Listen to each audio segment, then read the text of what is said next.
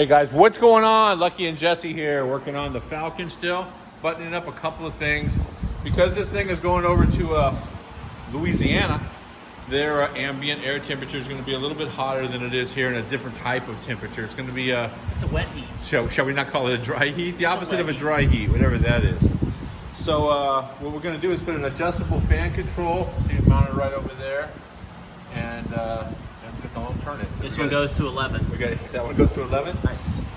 So we're going to put that in there, so if it does need to run a little bit cooler, he can do it. This thing will run at 163 all day, which is actually too cold for here.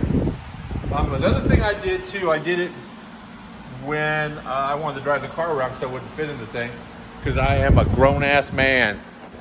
And so what I did was I had a couple of these shackles, little spacers, and I put them on the seat tracks, which moved the seat back like 4 or 5 inches, which allowed me to get in the car and sit comfortably.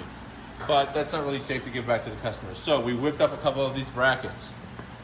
Put a stud in right there, welded the backside so it doesn't come loose. And what it does is offset the stock hole, so nothing's been modified, everything's stock. If the customer doesn't like it, he can remove it, put it on Craigslist or eBay or OfferUp or whatever happens in Louisiana. Put the seat back in the stock location, but didn't really cost him anything to now have grown people in his car. It moves the seat back about 4 or 5 inches. It still goes all the way forward. It was a weird design that Ford came up with on these seat tracks, because you pull the seat forward and it goes all the way so that a 7-year-old can comfortably hold the steering wheel but can't touch the pedals. But it won't go back far enough for anybody of over 6 feet, I would say, to drive the car. So yeah, that's what we're doing right now. Whipped up these little brackets. They turned out pretty decent. Actually had a lot of fun going to M&K Metals to pick up the scrap metal. Am I lying, Jesse? It was fun. We did. We went to the cut. We were rolling out in the cut. That's what was that? Compton and Maine. There were some intersection takeovers that we had nothing to do with. Stopped and visited our friend Chris Laney while we were out there. Hung out with what's Bartell's first name? Mr. Exactly. Mr. Bartell owns Bartell Harley Davidson. He's a pretty cool cat.